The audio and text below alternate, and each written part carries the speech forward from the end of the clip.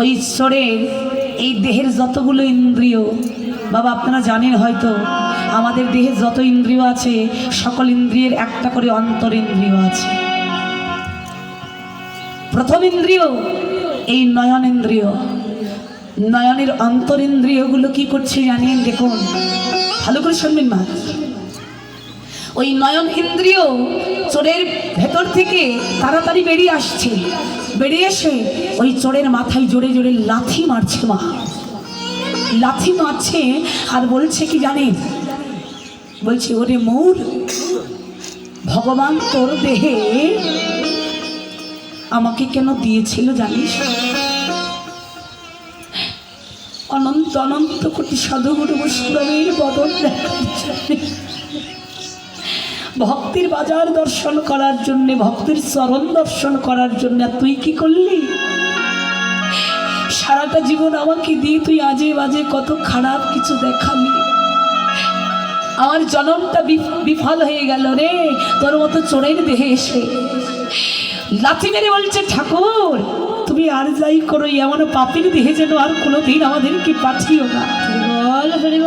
ওই নয়ন ইন্দ্রিয় তাড়াতাড়ি চলে যাচ্ছে বাবা। কর্ণেন্দ্রিয়, শ্রবণেন্দ্রিয় বলছে, ওরে ভগবান তোর দেহে আমাকে দিয়েছিল কেন জানিস? ভগবানের ওই মধুমাখার নাম শোনার জন্য রে। আর তুই আমাকে দিয়ে কি করলি? সারাটা জীবন আন কথা, বাজে কথা, কু কথা শোনালি, কোনদিন হরি নাম শোনালি না, কোনদিন কৃষ্ণ নাম শোনালি না। আমার শ্রবণেন্দ্রিয়টা বৃথা হয়ে গেল রে। ভগবান তুমি আর যাই করো, এমন পাপীর দেহে যেন আর দিও না, তোমার নাম থেকে বঞ্চিত হয়ে গেল। এক এক করে যত ইন্দ্রিয় ছিল তাড়াতাড়ি করে ওরা বেরিয়ে আসছে, আর ওই পাপীর মাথায় লাথি মেরে মেরে যাচ্ছে আর বলছে, ভগবান আর যাই করো, এমন পাপীর দেহে যেন দিও না, তোমার নাম সেবা পূজার অধিকার থেকে বঞ্চিত হয়ে গেলাম। কিছুক্ষণের ভেতরে পাপী ব্যক্তিটার দেহের ভেতর থেকে বাবা আত্মাটা বেরিয়ে আসলো। ওই মায়ের ভক্ত দেখছেন যমদূতের সঙ্গে ভয়ঙ্কর কিছু শ্রীগাল কুকুর থাকে বাবা, কেউ দেখতে পাচ্ছে না। ওই মায়ের ভক্ত দেখলেন ওই ভয়ঙ্কর শ্রীগাল কুকুরগুলো ওর ওই দেহটাকে ছিপতে ছিপতে টানতে টানতে নিয়ে যাচ্ছে।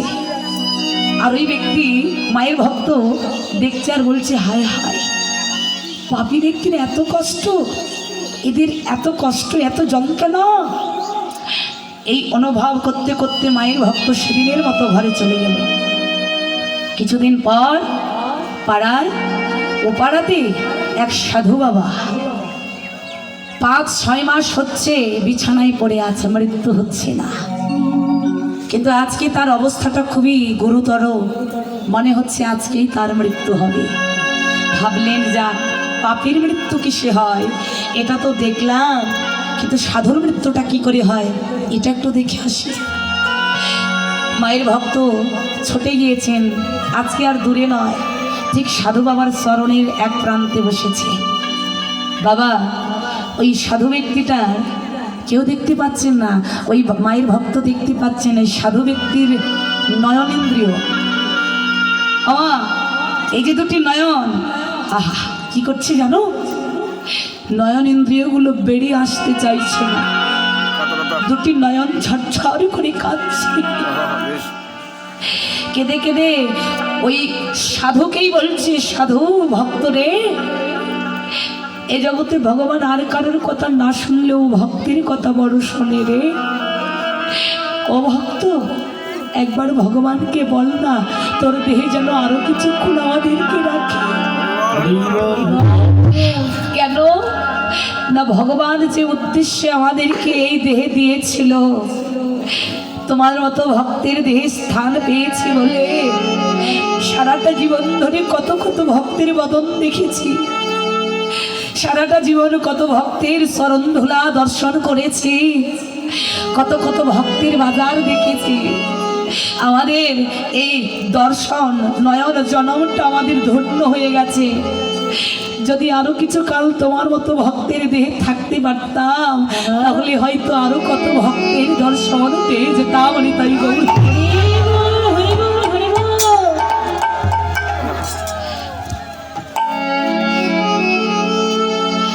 নয়নেন্দ্রিয়গুলো বাবা যেতে চাইছেন না ওই সাধুর দেহ থেকে। শ্রবণেন্দ্রিয় কেঁদে বলছে, ভক্ত রে, ভগবানকে বল না আমাকে যেন তোর দেহে আর কিছুক্ষণ রাখে। যদি আর কিছুক্ষণ তোর দেহে থাকতে পারতাম, এই করোনা দিয়ে শ্রবণ দিয়ে আরো কিছুক্ষণ ভগবানের নাম শোনার মতো ভাগ্য লাভ হতো। আর ভগবান তুমি যদি আমার পাঠাও ভাবে, তুমি এমন একজন নিষ্কিঞ্চন ভক্তের দেহে আমাদেরকে বাস দিও। ভক্তের দেহে বাস হলে আর কিছু পায় আর না পায়, তোমার নাম প্রেমে সদায় আমাদের এই ইন্দ্রিয়গুলো তোমার সেবায় লাগবে, আমাদের জনমটা ধন্য হবে।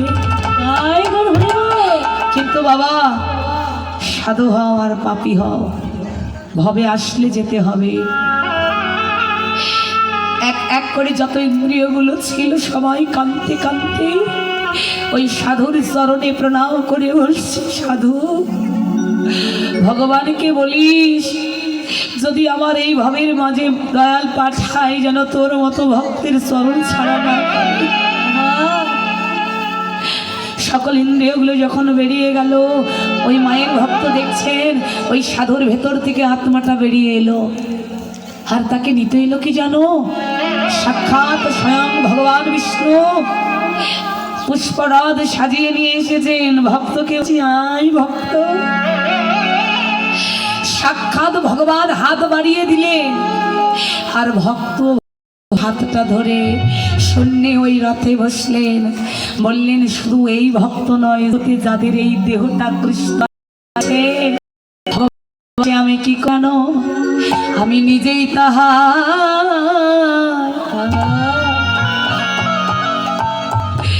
আমি নিজেই তারে পারি করি। তাই গৌর হরি বল।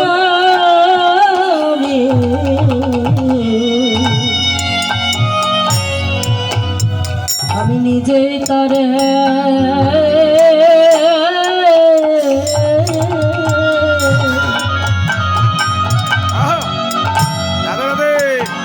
আমি নিজেই তারে